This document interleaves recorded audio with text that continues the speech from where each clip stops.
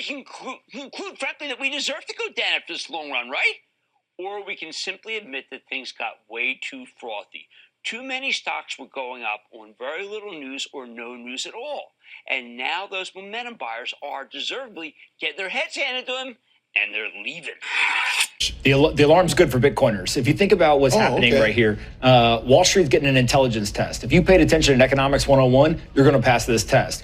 There is hundreds of millions of dollars per day flowing into these Bitcoin ETFs, and there's only about $40 to $45 million of net new Bitcoin being produced. So there's 12 and a half times more demand than there is supply being created every single day. If there's that much demand and that little supply, the price has got to go up to accommodate everyone. And so my guess is that we're about to see Bitcoin continue to grind up over the next couple of weeks. So that's the structural buildup for this next big move. Correct. What's holding them back then? Well, the Bitcoin's not being held back, right? I mean, It was at 47 and went down to 40,000 because everyone was dumping GBTC. Now, all of a sudden, we're back to 50,000. I think 50,000 is a psychological level as well. People get really excited. They say, hey, we're going back towards all-time highs. And as soon as Bitcoiners start saying it, somehow it usually happens. It does, right? Now, you say you've got the next big bet. Share that with us. Yeah, so if you look at what happened with the Bitcoin ETF, right? Bitcoin is an asset. It's now been accepted within Wall Street, and now people want to get access. And so we have these Bitcoin ETF issuers. I think that the next big run of equities is going to end up being in altcoin ETFs. And what I mean by that is forget which coin or which protocol, but the altcoin ETF issuers, I think, are going to have a great run over the next 2 years. I've made 3 bets here. I invested in Bitwise. I invested in a company called 21 Shares. And then the only publicly traded company is something called DeFi Technologies. And all 3 of these, they basically want to give people exposure to assets. They don't care which one you pick.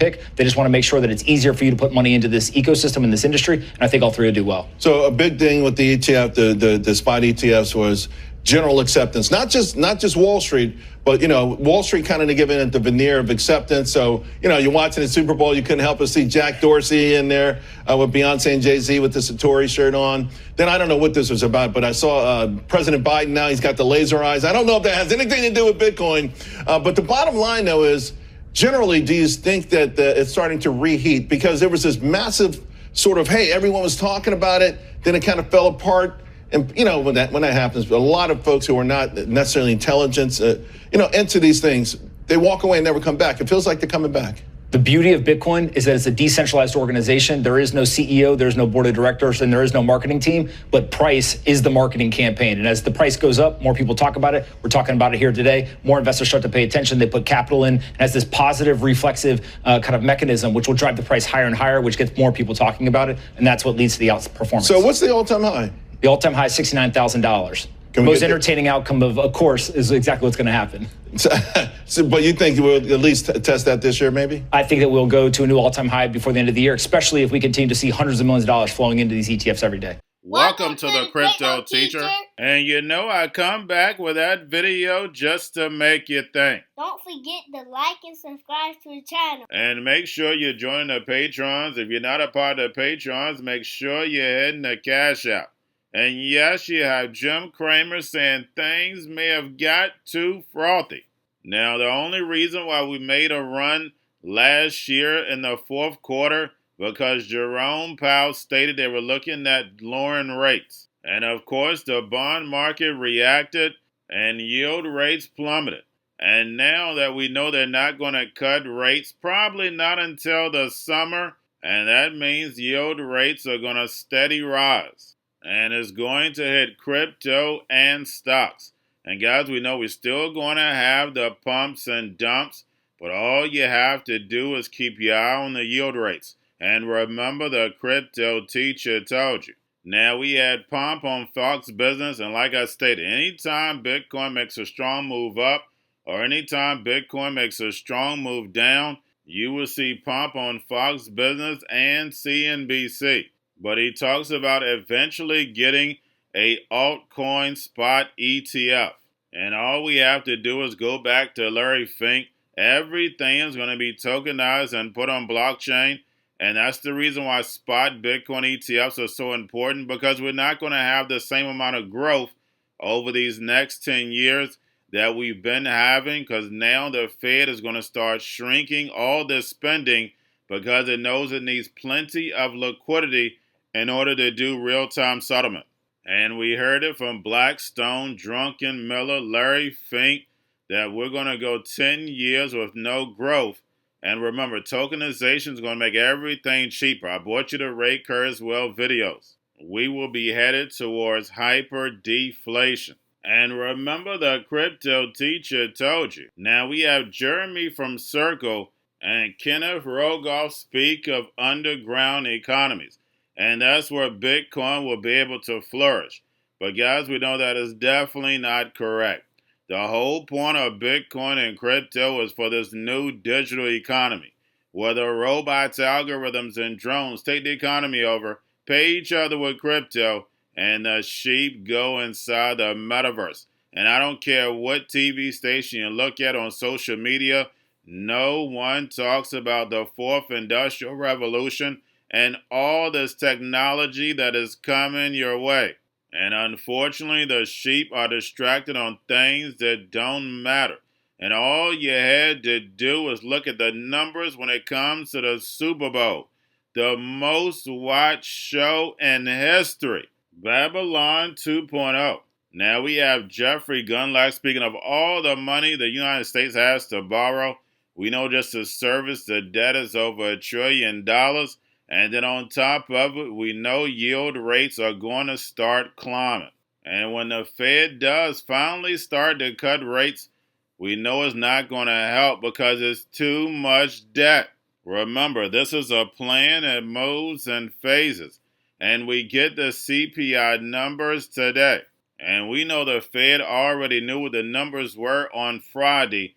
Interest rates should have rose on Monday, but instead they were moving back. And then CPI numbers come out and yield rates get to rising. The dollar gets to rising. And guys, we're just getting started. Remember, the Fed was passed in 1913. And it's time for them to destroy this legacy market so the fourth industrial revolution can rise. Remember, guys, we're in a fragmented world.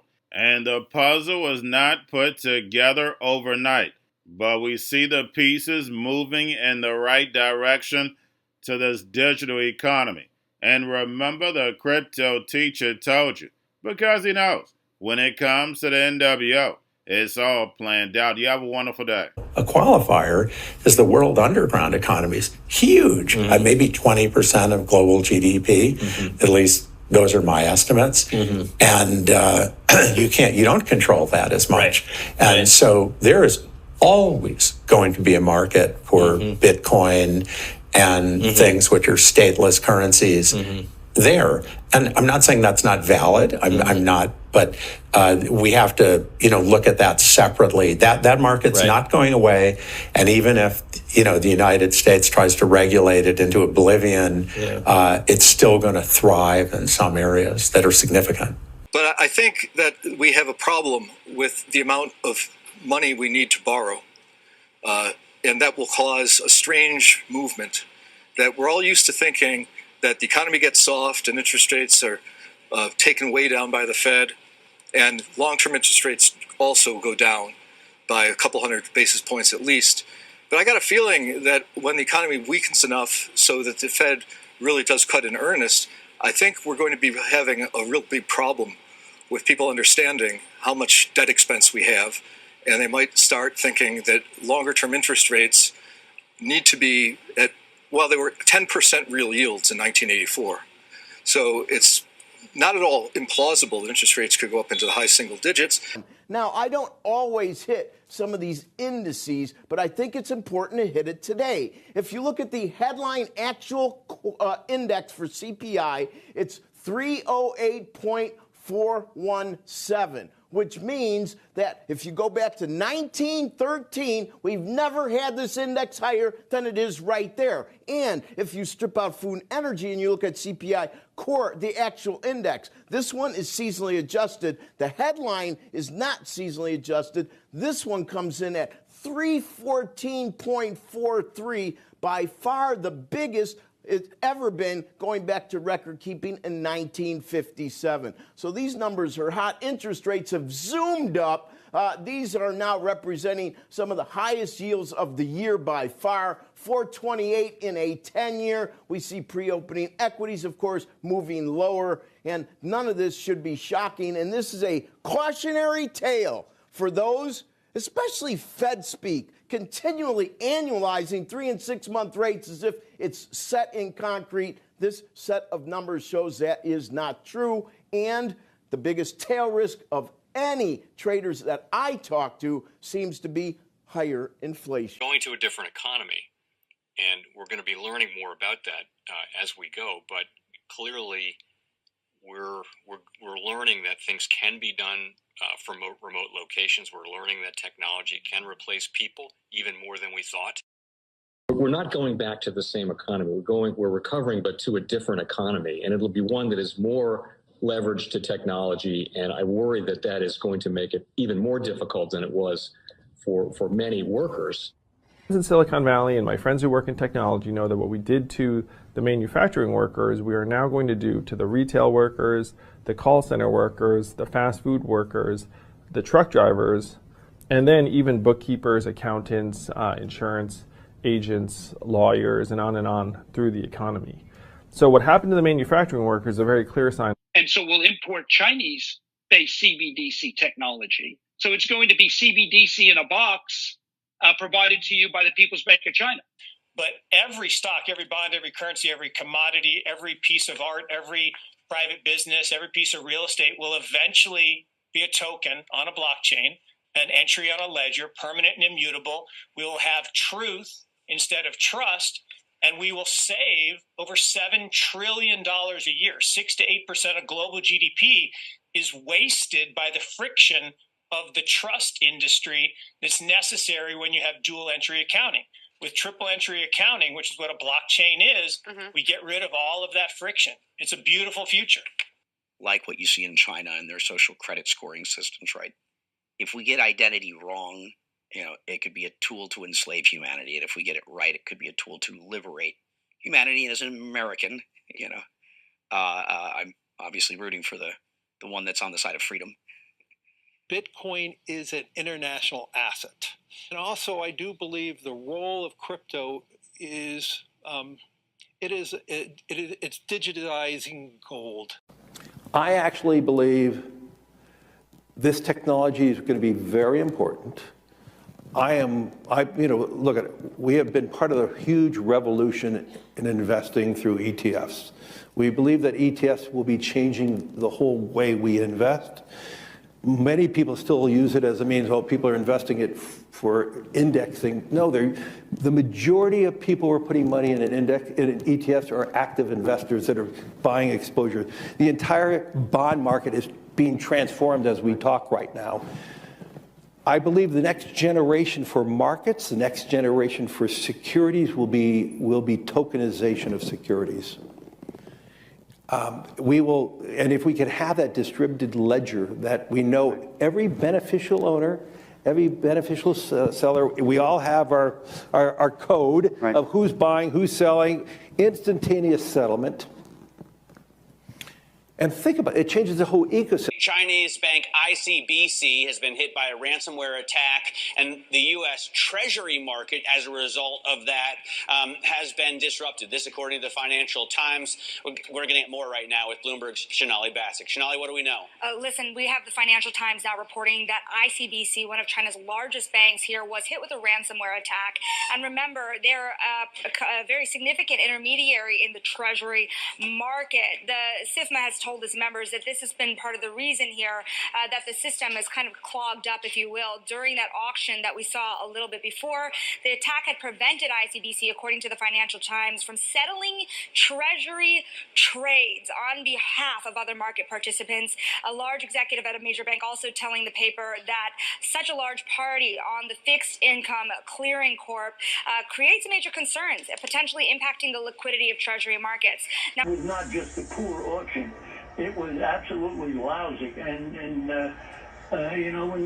when the dealers have to step in to save a Treasury auction, that's a rare occurrence. And Cryptoteacher and the new World Order book, plus the 3 kids books, It's Time to Re-Educate.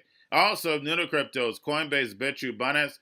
Do not forget book links and crypto links are in the description. The stock channel, guys. Don't forget to go like, subscribe, spread everywhere.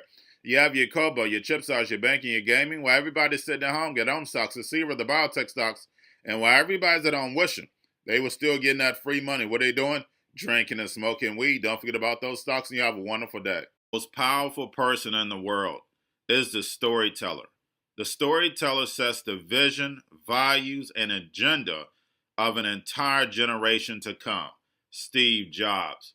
And guys, you know I truly believe in this. When you look at the New World Order, they're the storytellers. And that's the reason why I wrote my New World Order book. But guys, now it's time to change the current generation. And I wrote 3 kids books. You know, I love the Trinity because I understand the power that's in it. So I have 3 books. We have an opportunity to change the generation, to educate, not just me, but I want to show you that I take action on a daily basis. And I want you to take action on a daily basis. Whether it's your job, whether it's in your community, we have an opportunity right now to educate the masses. I posted this on my Twitter account. Please share, but this is a short clip of the 3 books. There's going to be a clothing line and action figures. Please get these books for your kids, nephews, cousins, friends, so therefore we can start the re-education now. Because as we see, the 4th Industrial Revolution foundation is definitely here. Robots, algorithms, drones, taking humanity out the picture. We have to re-educate. But let's get into the video. Part 1. King Joshua and Grandma Tam save the village. Part 2. King Joshua and Grandma Tam save New York from COVID-33. Part 3. King Joshua and Grandma Tam goes to China. It's mandatory to get part 1, part 2, and part 3 of this series. It's time to re-educate Generation Z.